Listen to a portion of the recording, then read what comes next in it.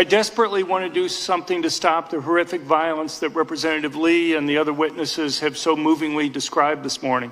But I want to do something that actually matters. Unfortunately, many of the proposals won't help or will actually make matters worse. Take background checks on the private transfers of guns, known as universal background checks. There isn't one mass public shooting this century that would have been stopped if such a law had been in effect and had been perfectly enforced. Worse, no one is talking about the massive errors in the background check system and how it overwhelmingly discriminates against Black and Hispanic males being able to go and defend themselves and their families. We hear calls for bans of so-called assault weapons, but the vast majority of firearms in the United States, including these assault weapons, are semi-automatic guns that are functionally identical. Even the influential Associated Press style book acknowledged earlier this year that terms such as assault weapon and weapons of war convey, quote, little meaning and, quote, are highly politicized, end quote. The AP makes it clear that these firearms are not used by any militaries around the world. Despite the references a couple times, they are not automatic weapons. President Biden has frequently said you only need an AR-15 to hunt deer if the deer have Kevlar vests. But an AR-15 functions exactly the same as any small caliber hunting rifle, firing the same bullets with the same rapidity and doing the exact same damage. Banning guns based on them looking like military weapons, the key phrase is often military style, makes no sense. Of course, banning all semi-automatic guns, as President Biden has repeatedly called for over the years, would mainly affect law-abiding citizens. While I guess at least is logically more consistent than banning military-style weapons, it would make it much more difficult for Americans to use guns defensively. If you want to ban all semi-automatic rifles, what's the alternative? A manually loaded gun, where you have to physically put another round in the chamber after you fire each shot?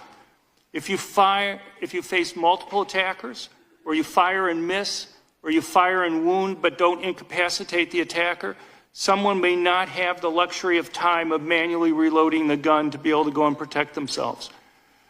Claims about these laws having overwhelming support are based on surveys that simplify and mischaracterize what these laws do. Surveys show that when Americans are accurately informed about what these laws change, with strong support changes to strong opposition. There's 4 facts I'd like to try to get across. 1, over 92% of violent crime in America has nothing to do with firearms. That percent has remained fairly constant for the last couple decades. The vast majority of violent crime has nothing to do with firearms. The second point is, while the U.S. media doesn't give much attention, if any, to coverage of mass public shootings in other countries, mass public shootings per capita are relatively low in the United States compared to a number of countries in Europe, as well as the rest of the world. Over the 20 years from 1998 to 2017, the United States had 1.1% of the world's share of mass public shooters and 1.8% of the mass public shooting murders. Both are significantly less than the U.S.'s 4.6% share of the world population. People don't take into account that the United States has over 330 million people. You can't compare it to a country with 5 million or even Germany with 80 million without adjusting for the different sizes in population. Many of these countries with much higher mass public shooting rates and deaths have very strict gun control laws. The third fact is 94% of the mass public shootings occur in places where civilians are banned from having firearms. We've heard many times today about the Buffalo mass murderer earlier this year. If you read his manifesto, he spends a great deal of time, like many of these killers do, explaining why he picked the target that he did. I'll read it to you. His manifesto says, quote, attacking in a weapon-restricted area may decrease the chance of civilian backlash. Schools, courts, or other areas where concealed carry are outlawed or prohibited may be good areas of attack. Areas with strict gun control laws are also great places for attack.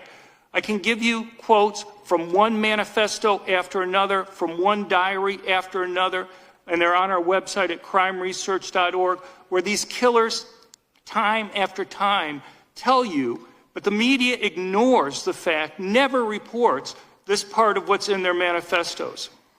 The fourth fact I'd like to get across is the most vulnerable people in our society benefit the most from owning guns. If my research convinces me of anything, there are two groups of people who benefit the most from being able to go and protect themselves. One are the people who are most likely victims of violent crime. That's overwhelmingly poor blacks who live in high-crime urban areas. Police, anybody who's read my academic research knows that I think police are extremely important. But police understand themselves that they virtually always arrive on the crime scene after the crime's occurred, and that raises the question of how people should act when they're having to confront a criminal by themselves. And the research shows overwhelmingly that by far the safest course of action for people to take is to have a gun. And that's particularly true for people who are relatively weaker physically, women and the elderly. You're almost always talking about a male criminal doing the attack, and when a man is attacking a woman, there's a much larger strength difference that exists there than when a man's attacking another man. We've heard a lot about different attacks that occurred this year. Dr. Locke, can you finish? Will you be finishing soon? Okay. Thank you. Sorry.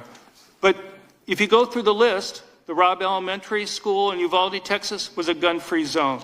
The Tulsa, Oklahoma hospital shooting was a gun-free zone. The Walmart mass murder in Virginia was a gun-free zone. I could go through others. But our research shows that overwhelmingly, when you see these attacks, they occur in schools where teachers and staff are not allowed to carry. It's not by accident. Thank you very much.